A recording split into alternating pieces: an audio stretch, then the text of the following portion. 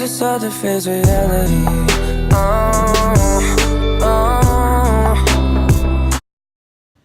Hello and welcome back to my channel. So for today's video, we are going to be doing another murder mystery video. If you did not kind of catch what's going on with my channel, Fridays are all Freaky Friday murder mystery videos, and then Mondays is just a random video. So yeah, I'm wearing a beanie again because my hair is very frizzy because the weather is very bad today. Without further ado, let's get on to the video. January 15, 1947 was a cold, dreary morning for Los Angeles. Betty Bersinger, a local housewife, left her home on Northern Avenue in Lamart Park section of the city. She was headed for a shoe repair shop and took her 3-year-old daughter with her. As the two of them walked up the street and approached the corner of Norton and 39th, they passed many vacant lots bordering the sidewalks. While Betty walked along the sidewalk, she noticed something white among the weeds. She did not think much of it at first, as many people would throw trash into the vacant lots. As she glanced at the object, she initially thought someone had thrown out a store mannequin. It seemed like an odd object to throw away, and it was even stranger that mannequins had been separated into halves. Betty continued walking forward, yet something drew her attention back to the mannequin. Upon closer inspection, she realized that the mannequin was not a mannequin at all. It was actually a woman who had been severed in half. Betty gave a panicked scream and led her daughter away from the gruesome sight. She quickly rushed to a nearby house to call the police. So this normal bystander saw what she thought was a mannequin, but ended up being Elizabeth Short. Frank Perkins and Wolf Fritzsterd arrived at the scene within minutes. When they noticed the naked body of a woman who had been cut in half, they were able to confirm Betty Bersinger's story and immediately called for backup. The Los Angeles Police Department noticed that the woman's body seemed to have been closed. The woman was lying on her back with her arms raised above her shoulders, and her legs were spread into a twisted display of seductiveness. There were cuts and aberrations across her body, and her mouth had been sliced to extend her smile from ear to ear. Investigators believe she had been tied down and tortured for several days due to the rope marks of her wrists, ankles, and neck. Her naked body had been cleanly sliced in half just above her waist. There was no blood present on the woman's body, and there was none on the grass beneath her either.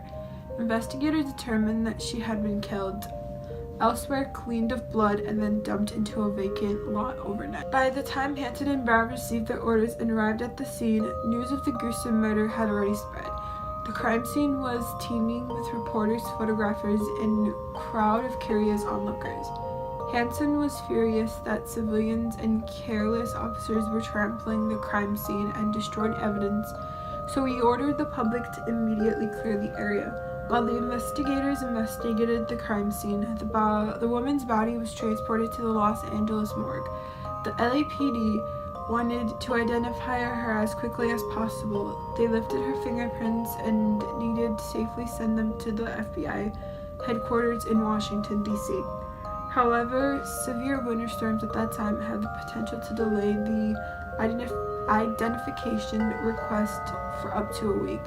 From that part, someone, obviously she didn't get killed on the spot right there. Obviously someone had planned this and tortured her for many days, because it doesn't just happen where her blood is drained out and there's no blood anywhere. It had to be someone just dumped her body out. When the fingerprints were first transmitted to the FBI, they could not be read. The FBI was identifying Elizabeth Short's body. Her body had been examined in the coroner's office. Autopsy revealed multiple lacerations to the face and head. There was no sperm present on the body because the killer had washed the body clean. There were numerous cuts in the crisscross pattern over her public area. Her public hair had been removed by hand. Most of the damage done seemed to have been post-mortem, including the serving of the victim's body at her waist.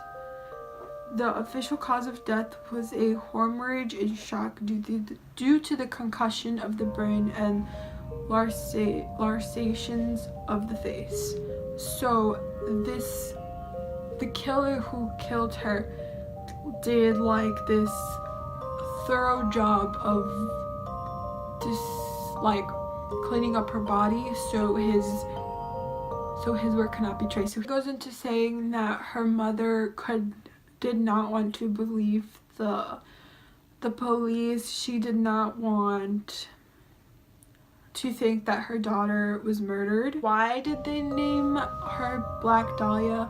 It was a common practice for newspaper to give interesting names to female murder victims and their killers during the 1940s. Elizabeth Short was no exception.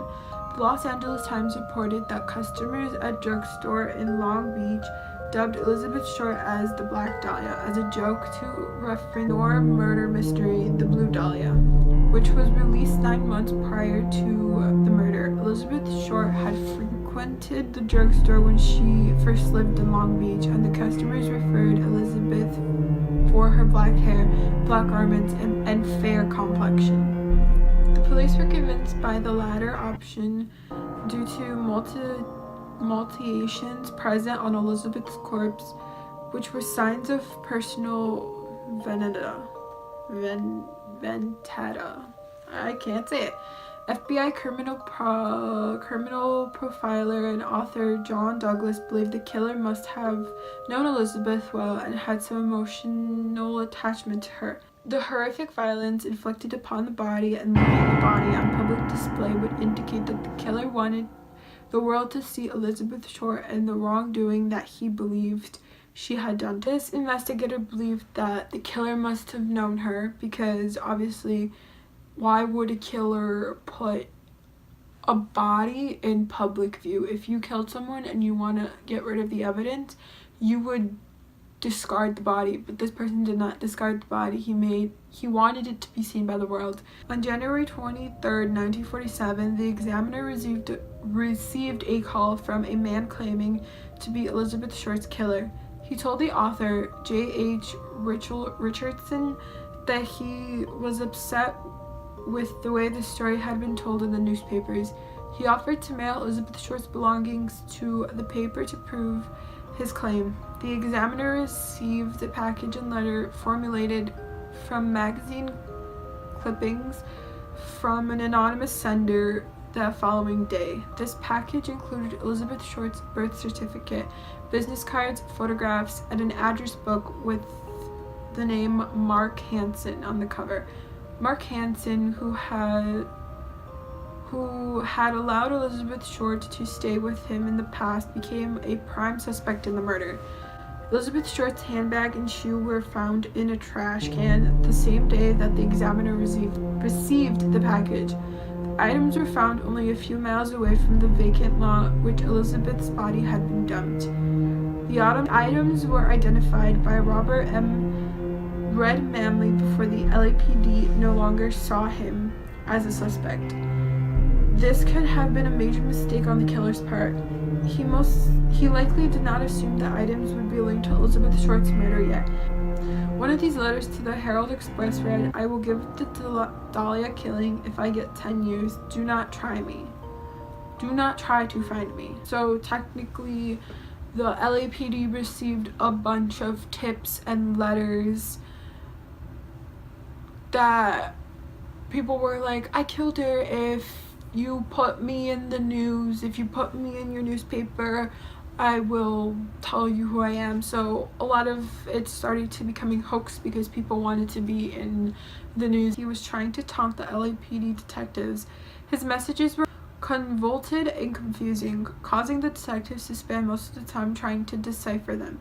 Everything sent to the LAPD, including letters, Elizabeth Short's security card, and photographs, had been rinsed with gasoline, so the forensic examiner were unable to lift any fingerprints of the evidence. This murderer who sent them a bunch of like clues had a very good way of covering it up. He was like, if you think about it, this murderer was like 3 steps ahead of them.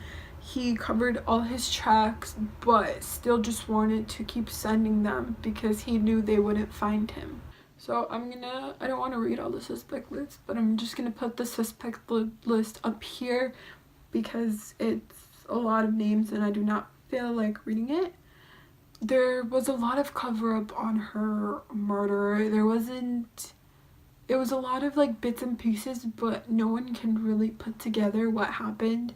To this day, no one still knows who her murderer is. Jealousy and secrecy were common among members of the LAPD, causing case information often to be passed on properly. We, to this day, do not know if her murder will ever be solved. We have no idea who her murder is because of how covered up it is. This man, George Hondell, was a Los Angeles district attorney. He was retired and he believed his father was the killer. He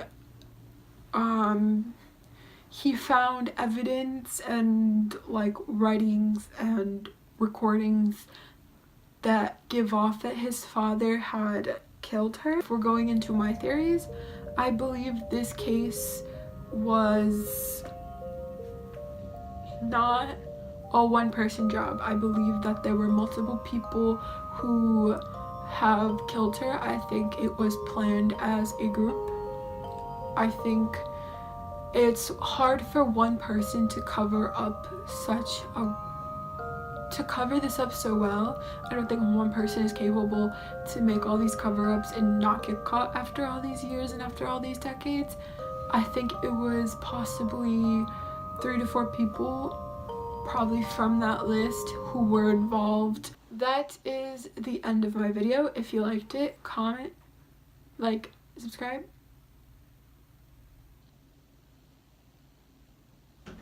Do all that stuff. Comment down below what video you want to see. I'll see you guys next time. Peace. I'm feeling to be right here beside you now.